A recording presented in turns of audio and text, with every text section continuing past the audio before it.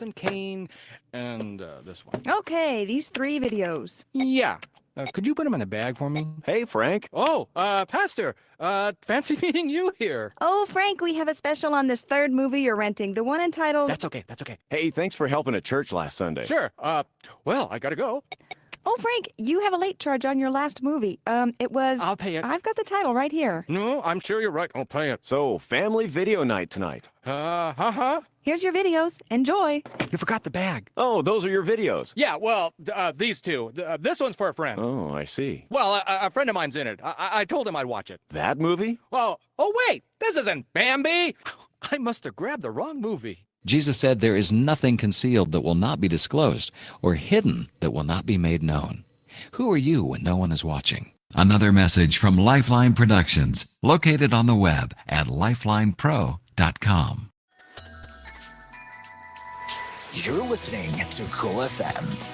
Cool FM is a TVH Group of Networks radio station.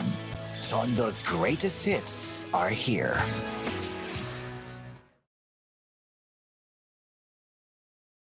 You are listening to Cool FM, live from Cool Studios. This is koolNews Primetime.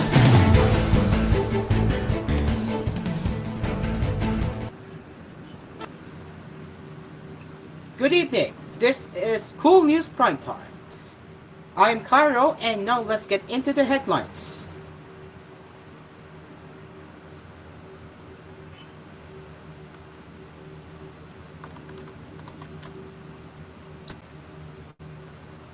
Former Mayor Isko Moreno's programs for senior citizens introduced during his term from 2019 to 2022 continued to have a significant impact on the elderly population in the city of Manila.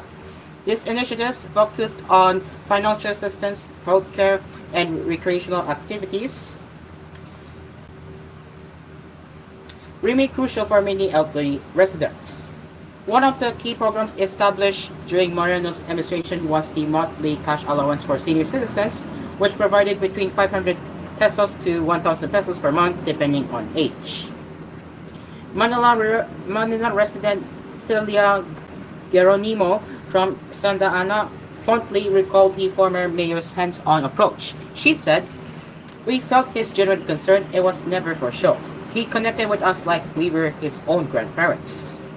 This financial assistance helped seniors manage daily expenses, especially those with limited income resources.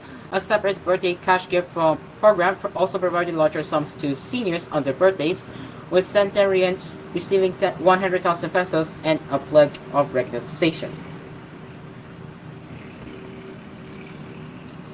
In addition to these financial benefits, Moreno institutionalized a social pension program through Manila City Ordinance number 8570, which provided aid to indigent seniors not receiving pensions from the Social Security system or the government service insurance system.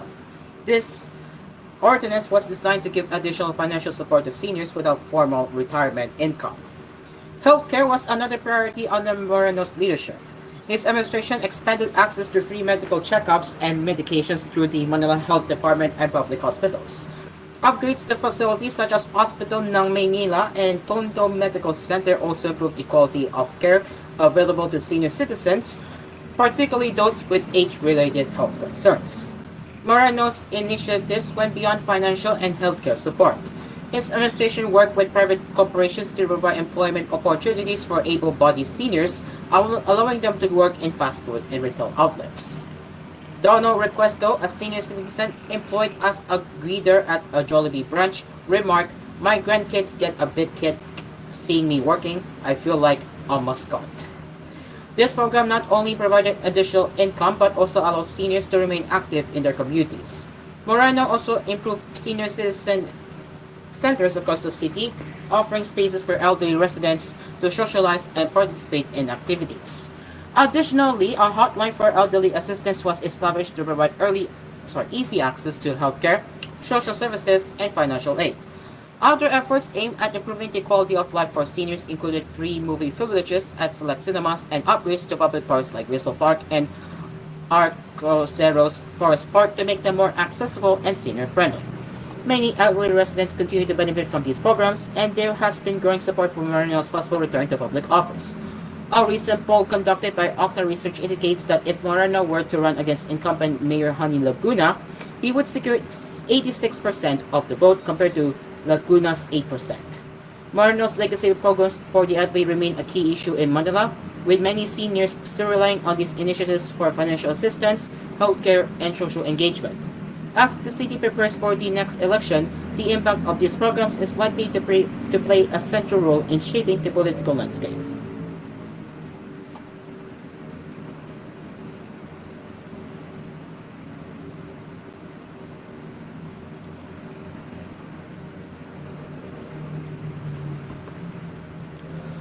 The Presidential Communications Office on Thursday released a list of newly appointed government officials. Below is the list of officials whose appointment got approved by President Ferdinand Marcos Jr. as of October 8 and 9. Here are the following. For the Department of the Interior and Local Government, it's Juanito John Vic Remula Jr. For the Department of Trade and Industry, Jose Maria Dinsay for Foreign Trade Service Officer 1. Magnolia Minsulas at Ashley, Foreign Trade Service Officer 1. Benedict Uy, Foreign Trade Service Officer 1, and Carla Regina Grepo, Foreign Trade Service Officer 3. For PCO is Emerald Aniridio for Senior Undersecretary, Ferrante Solmerin for Director 3. For the MTRCB or Movie and Television Review and Classification Board is Ricardo Solomon Jr., member. And for Sandigan Bayan is Genergito, Associate Justice, and Ermin Ernest Miguel, Associate Justice.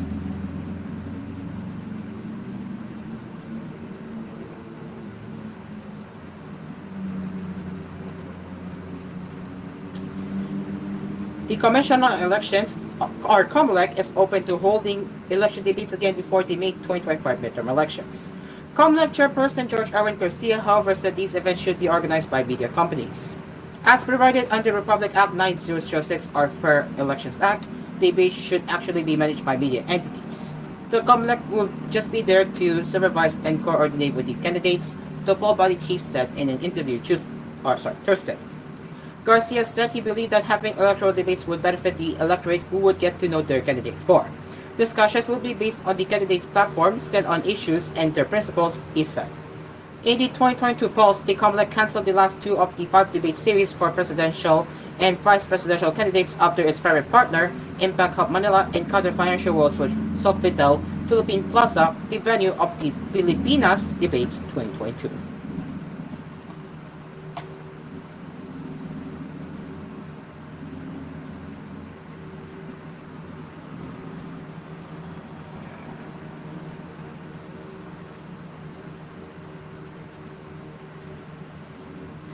And protocols for VIP services at the Ninoy Aquino International Airport, according to high-profile individuals and celebrities, have been revised to discourage misuse, the airport's new operator said Thursday. Revisions include higher fees and tailored packages for the assistants. Media reports said the new rates for VIP services now cost between 8,000 pesos and 140,000 pesos, depending on the number of passengers. Our ultimate goal is to create a seamless and efficient airport experience where the need for VIP treatment beyond what is necessary for dignitaries and those with critical functions becomes unnecessary. We want every traveler to enjoy an effortless journey to Naya, regardless of their status, new Naya Infrastructure Corporation said in a statement. Previously, VIP services, which include meet and greet, can be availed for 800 pesos to 4,032 pesos. For that amount, any passenger could bypass regular airport procedures. This not only created potential security vulnerabilities but also led to operational inefficiencies and an unfair advantage for those who could afford to pay, the NNIC said. Non-passengers will no longer be allowed to avail of meet and greet services nor accompany departing VIPs. The Manila International Airport Authority used to handle VIP services, but now these will be exclusively handled by the NNIC's VIP assistance personnel. The NNIC said VIP and torches will be limited to essential personnel to ensure efficient processing and reduce disruptions. Meanwhile, the NNIC said the new protocols prioritize efficiency and fairness for all passengers.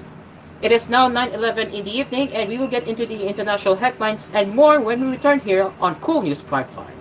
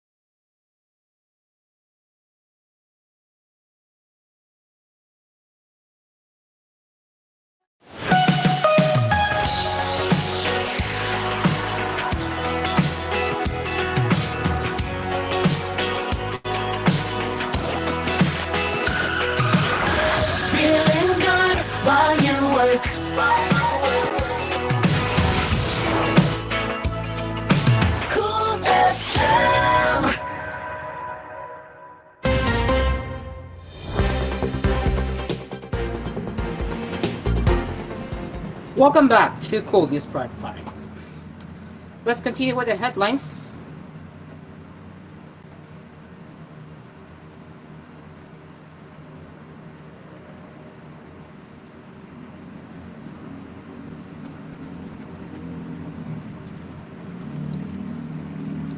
Alright, give me a second, please. A moment.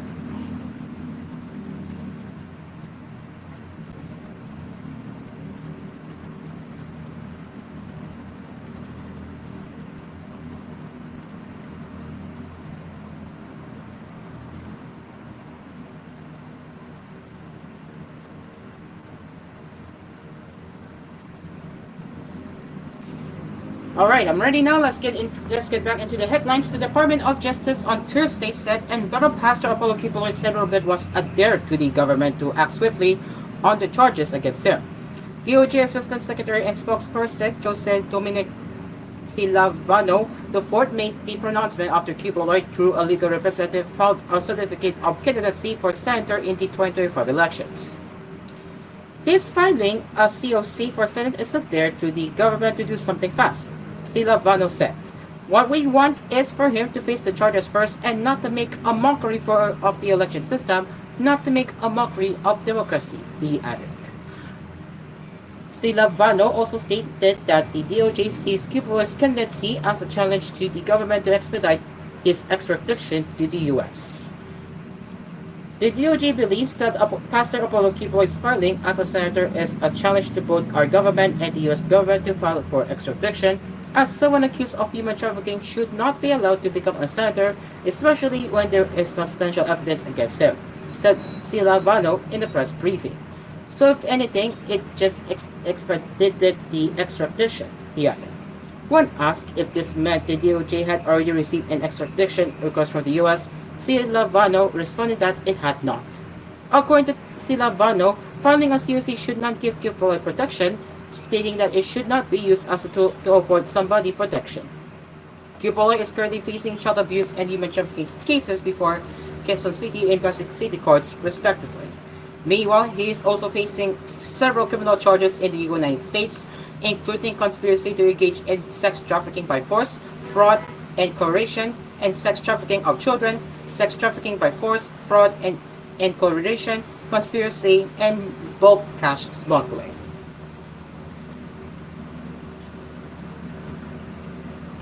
A municipal mayor in Yete, ordered dismissed by the Office of the Ombudsman for dishonesty, changed his mind against seeking re-election. Mayor Ramon Onate of Palomon town in Yete initially filed his COC for a second time but later withdrew it. He let his 25-year-old daughter, Mary Dominique Onate, to run in his place. Onate was one of the nine officials of Palomon who were ordered dismissed from the service by the Ombudsman that found them guilty of grave misconduct and serious dishonesty for purchasing fuel, oil, and lubricants worth about 57,000 pesos for 3 unserviceable vehicles in 2021. They were also deemed perpetually disqualified from holding public service. This decision stemmed from the complaint filed against Onate when he was still vice mayor of Palomon. Onate was elected mayor in 2022 and had plans to seek re-election. Mary Dominique acknowledged that her candidacy was driven by what her family viewed as political persecution against her father. I never wanted this, she confessed, but sometimes life calls us to fight battles we didn't plan for. My father's work in Palomon is not done, and I will see to it that his legacy is honored, not tarnished by those who own him their very positions. And the Association of Southeast Asian Nations, or ASEAN, is looking for new ways to address the ongoing political crisis in Myanmar, President Ferdinand R. Marcos Jr. said on Wednesday. In a media interview on the sidelines of the 44th and 45th ASEAN summits and related summits in Vientiane, Laos, Marcos said ASEAN is also holding informal consultations since no improvement in the situation in Myanmar was observed despite the implementation of the 5-point concessions. The position of the Philippines remains the same. We are firmly behind the ASEAN 5-point concessions and we are trying to find ways to move forward, he said. Because we have to admit that although the 5-point concessions have been out there since 2021, we have not been very successful in actually improving this situation. So we are trying to think up new strategies. The president nevertheless said the Philippines remains committed to implementing the 5PC to end the political crisis in Myanmar. The 5PC calls for the immediate calls for the immediate cessation of violence and the conduct of constructive dialogue seeking a peaceful resolution to the conflict. It also aims to facilitate an ASEAN Special Envoy for mediation of the dialogue process, provision of ASEAN's humanitarian assistance, and a special envoy's visit to Myanmar to meet with all parties concerned. The military wasted power in Myanmar after a coup in February 2021, triggering mass protests and violence.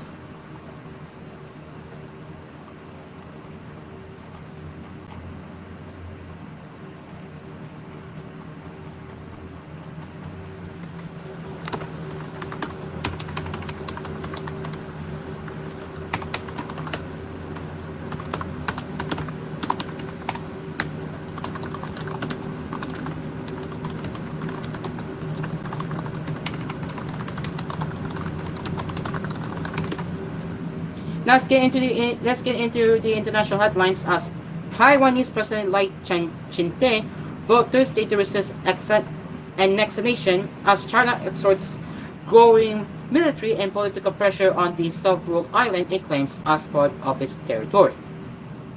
China has not ruled out using force to bring the democratic island under its control, which Lai and his government oppose. I will also uphold the commitment to resist annexation or encroachment upon our sovereignty, Lai said under gray skies during Taiwan's National Day celebrations.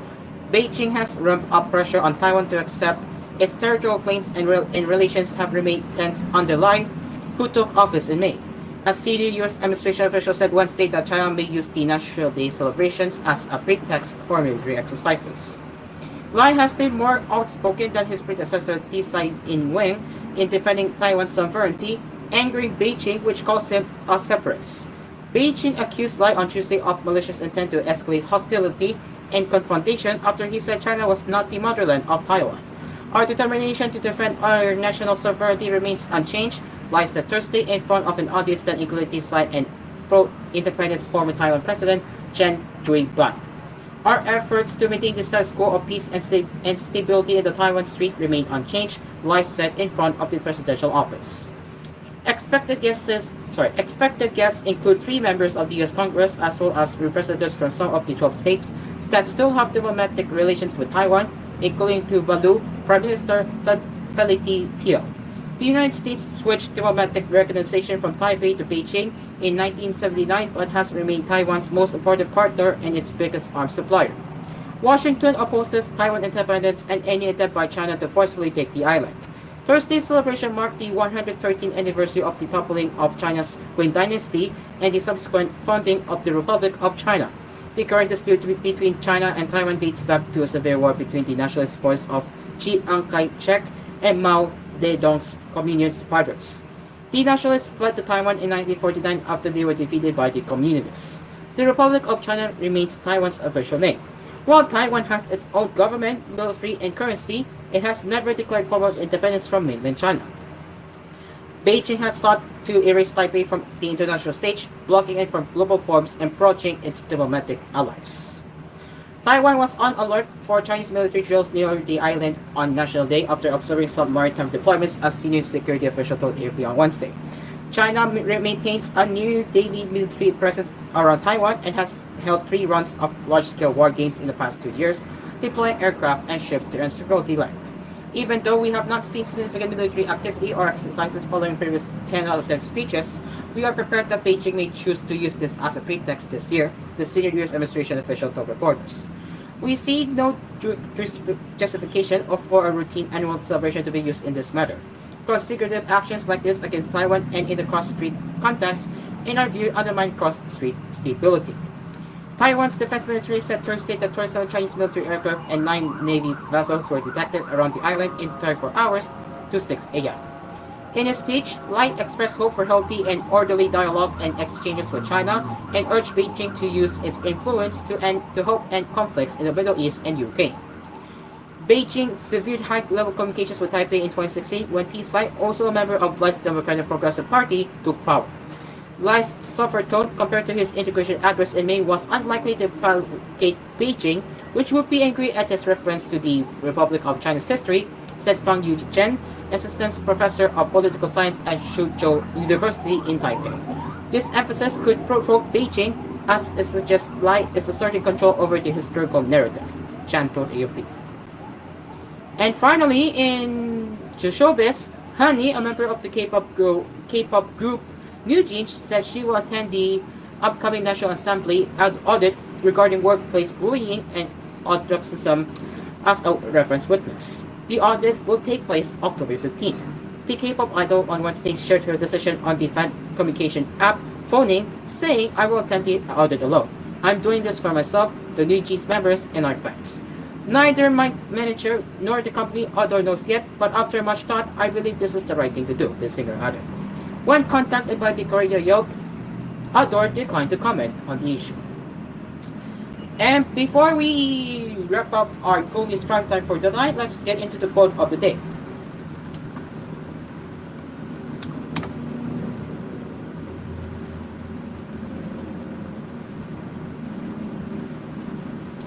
Alright, today's quote of the day.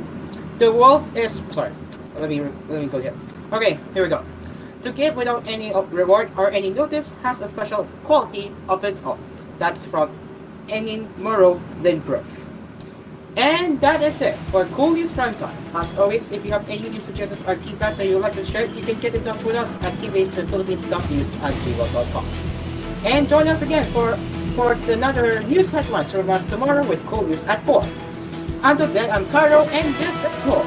And we will see you tomorrow for another news headlines with koolNews at 4. And we will now continue with our music automation right here on Kool FM. Good night.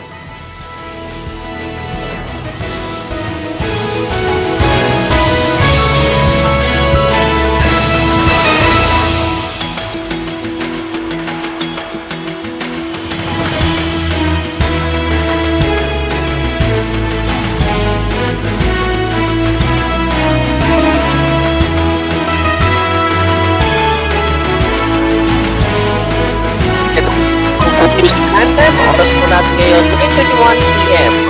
Susunod na po ang Ramones Music Hangout, kaya dyan lang kayo. Maraming salamat at magandang gabi sila.